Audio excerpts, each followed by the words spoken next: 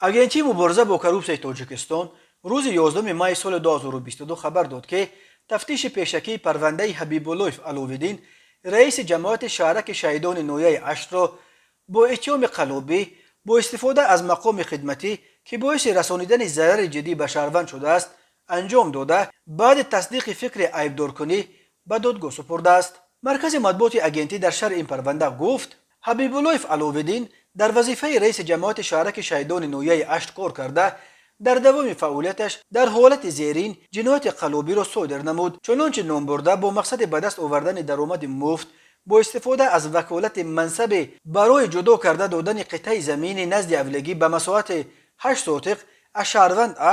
маблағи 10 000 сомонӣ талаб намуда, аз маблағи талаб намудааш 5 000 сомониашро гирифта, боз овардани боқимонда маблағи 5 000 сомониашро талаб намудааст. дар натиҷаи андешидани чораҳои оперативии тафтишотӣ аз ҷониби кормандони агентӣ ҳабибуллоев баъди аз шаҳрванд А гирифтани маблағи 4 000 сомонӣ дастгир карда шуд. дар робита ба ҳолати мазкур нисбат ба ҳабибуллоев бо моддаи 247 қисми 2 бандҳои В ва Г кодекси ҷиноятии ҷумҳурии тоҷикистон бо иттиҳоми қаллобӣ бо истифода аз мақоми хидматӣ ки боиси расонидани зарари ҷиддӣ ба шаҳрванд шудааст парвандаи ҷиноятӣ оғоз карда шуд. ба раиси ҳамакнун собиқи ҷамоати шаҳидон бар асоси қисми 2 моддаи 247 ҳамчун ҷазо ҷарима ба андозаи аз 365 то 912 нишондиҳанда барои ҳисобҳо ё маҳрум сохтан аз озодӣ ба муддати